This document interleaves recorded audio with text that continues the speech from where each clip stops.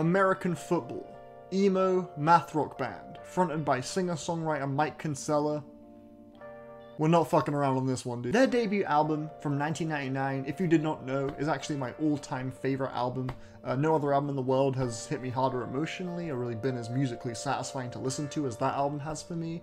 And no other album has stood the test of time as well as it has. You know, with every time I hear it, I swear to God, I just love it more and more. I just think everything about it is executed so fucking brilliant. And yeah, I could talk about it for hours, honestly, but yeah, I'm gonna just move on because if I don't, we're finna be here for a while. They had a comeback album 3 years ago. It was also self-titled, just dubbed American Football LP3. And to summarize that comeback album simply, I'm just gonna hand it over to YouTube film critic Chris Stuckman from his Dumb and Dumber 2 review. Imagine that when you were younger, you had an incredible friend. You guys did everything together. You had overnighters, you played video games, you watched movies, you played sports, you went out to eat together, you did everything. It was amazing, it was awesome, and you guys loved each other. And then for whatever reason, you kind of parted ways. Nothing happened, there was not an argument, and then 17 years later, you decide, you know what, I want to see this guy again. And you call him or her up, and you guys hang out, you go to dinner, it's nice.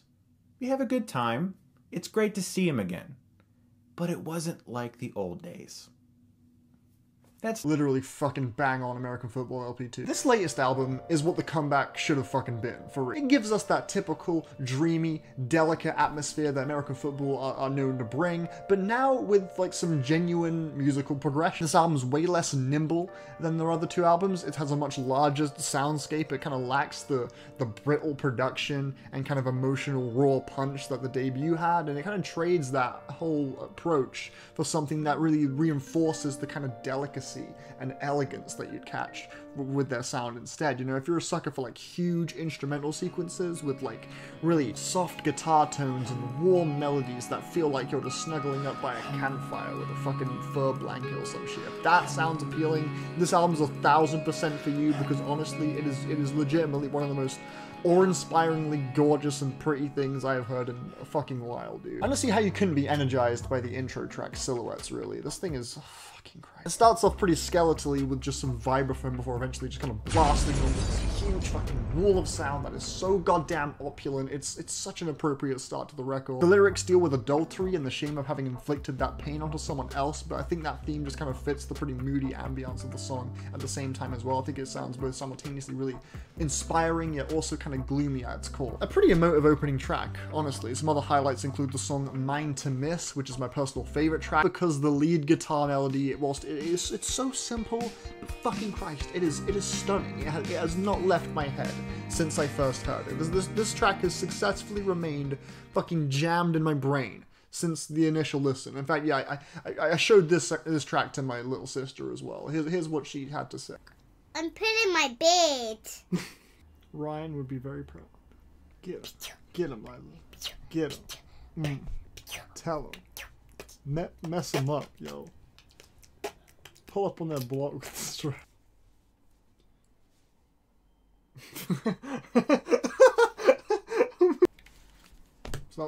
So that was a song by the band American Football. Yeah. What did we think of that song? I think it was... I felt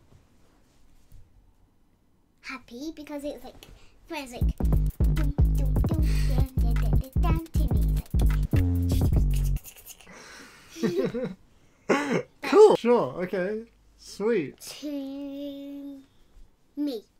To you. Yeah. To you. That's how you. Yeah. I think it was quite fun to be listening to. Nice. That's good.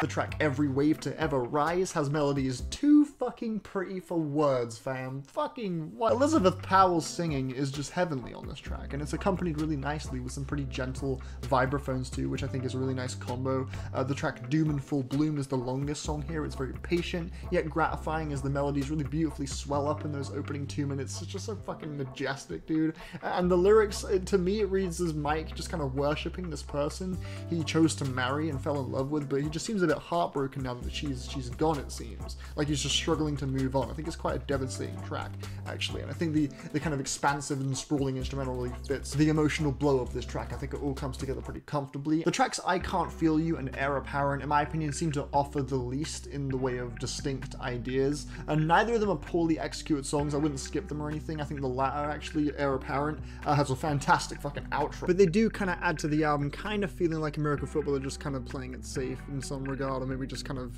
on cruise control in a sense. Much like their other two albums, the songs are relatively similar in presentation, so it can be kind of hard maybe to sort of differentiate the songs until you've heard it a good few times. And I think those two tracks are the ones that prove the most that American Football aren't necessarily really trying to venture too far outside of what you're used to with the band. I think the song Life Support is probably the most transcendent song here, honestly. The second half features some pretty glorious fucking string sections, dude. This track acts as a prime example of the band sort of taking the kind of dreamy quality of their music, that kind of really lush, smooth, beautiful, delicate atmosphere, and sort of expanding on it on a way that genuinely feels natural and beautiful. And that's why I feel like this is what they should have done from the start if they were going to come back at all. Like this is them presenting their sound with something larger and more stunningly just like huge and expansive. Also, the guitar melody that comes on at the 3-minute 38-second mark is actually to fucking die for. So overall, this is the return to form I wanted, bro. This is it. This is the one. Let's just pretend that the second album didn't happen. And now I have a genuine reason to get excited for new American Football material in 2019. And me being such a huge fan of the debut, that just feels so good to say. I love this album. I think it's fucking wonderful, and maybe it is coming from a slightly biased place because I do adore that first album so much, but that does not mean that my enjoyment is not 8 out of 10 worthy, so it gets the fucking 8 out of 10, bitch. Thank you for watching. But what would you rate it out of 10? About 8 out of 10. Another 8. Okay.